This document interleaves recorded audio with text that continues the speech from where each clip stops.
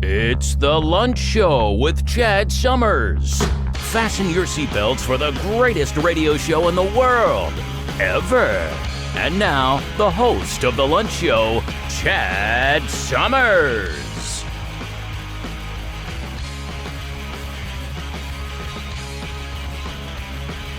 All right, welcome back to the Lunch Show, ladies and gentlemen. My name's Chad Summers. Thank you for joining us for lunch. Today's December 19th, 2025, closing in on Christmas. Pretty excited about it. It's always a fun time of the year. Today is also known as National Ugly Christmas Sweater Day. Why does it have to be ugly, huh? Why can't it just be Christmas Sweater Day? I don't know. Let's jump into the birthdays, shall we? Jake Gyllenhaal, 44. And Alyssa Milano from Who's the Boss, 52. I looked up some recent pictures of her. She's still pretty hot.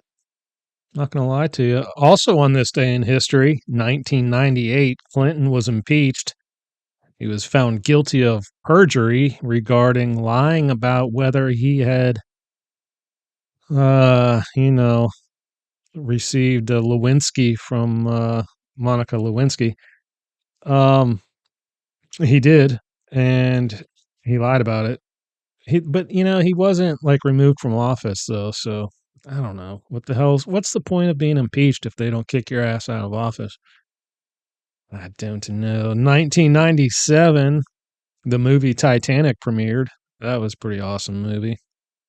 It was pretty heavy though. Like when I left the theater, I was kind of like, damn, that sucked. That really sucked. Wow.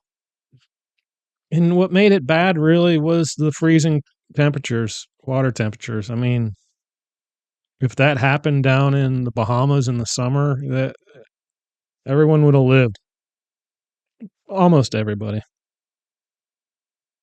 1971, the movie Clockwork Orange was released.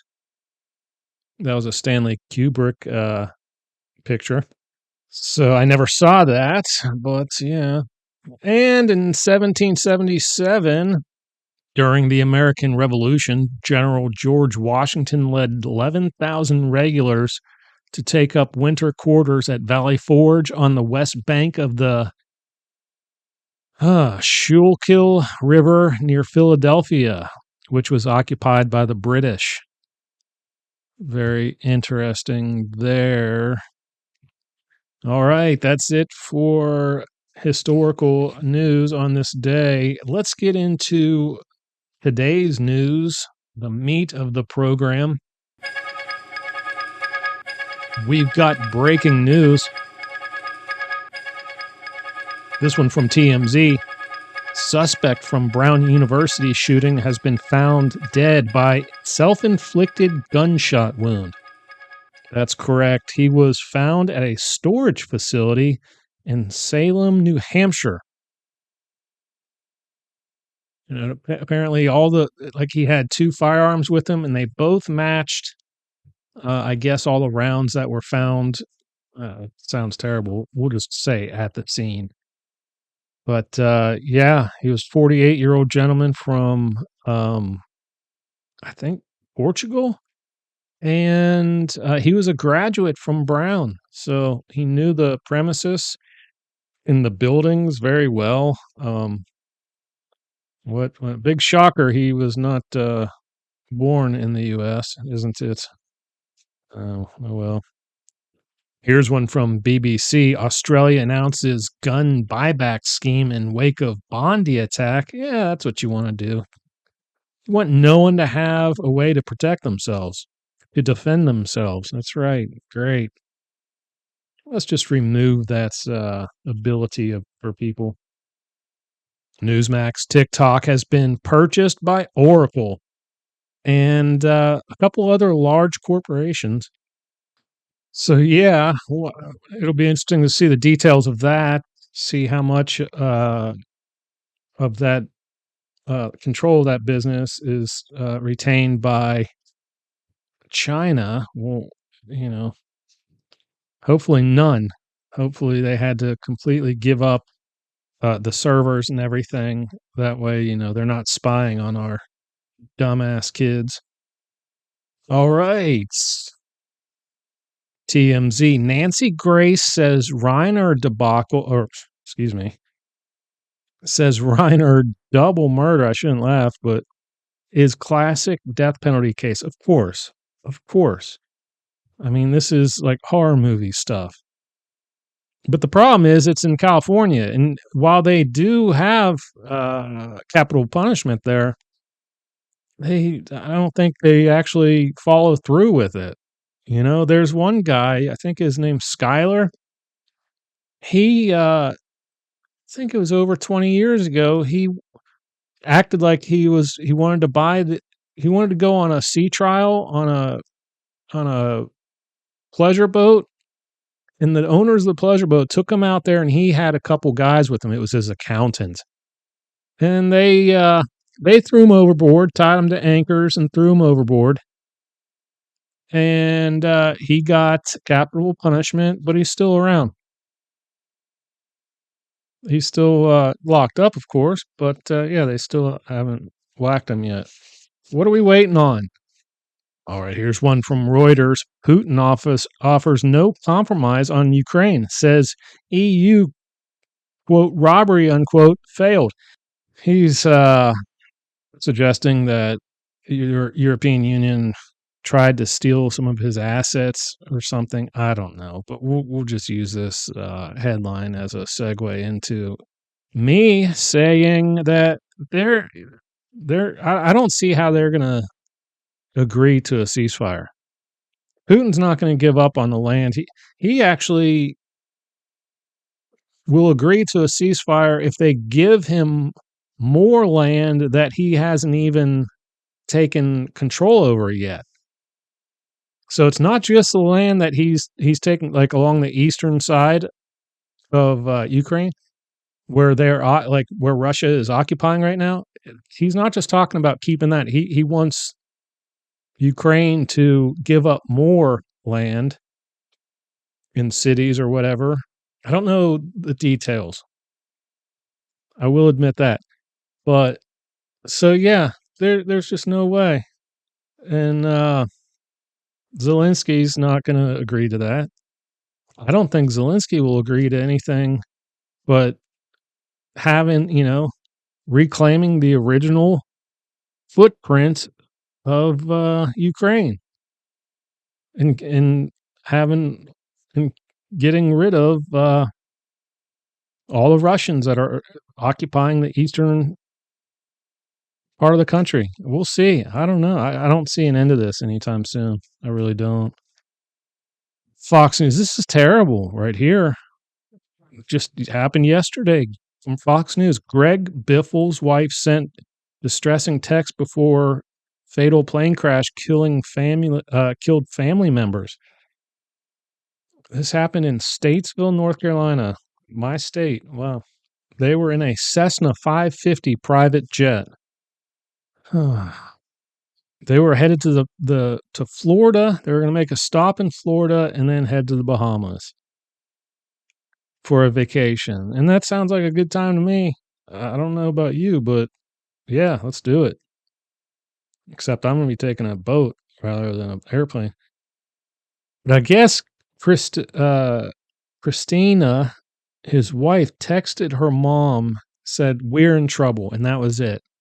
So they knew. That's what's so disturbing about this. They knew that they were done. They knew they were done. That's so awful. That is so awful. I can't even. I haven't flown in so long, and I really don't even plan on it. Where am I going? I don't want to. I'm fine here. All right, we got one story left. It's a great story if you like dogs. But we will get to that after I say, please subscribe to the show. Click on all the things that help the show. You know what they are, like, just go ahead and click like. We're going to be around for a long time. So, share it. Tell your friends and family about us. we're here every Friday at news for your lunch and your drive home if you want to wait till then, or you want to wait till you get home, listen to it while you're cooking dinner, whatever. So yeah, you can email me at chat@thelunchshow.com if you have any questions. Put something in the comments on YouTube if you want. All right, this one's from Good News Network.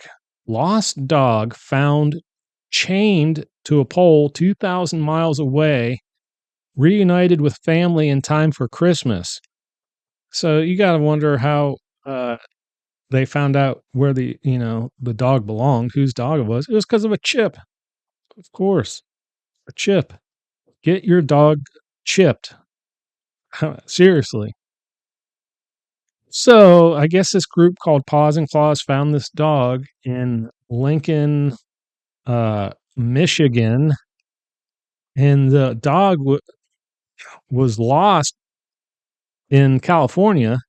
So Paws and Claws contacts the owner, and the owner is like, "Wait a minute, you're talking about Lincoln, California, right?" They're like, "No, Lincoln, Michigan." Dog was 2,000 miles away from its home.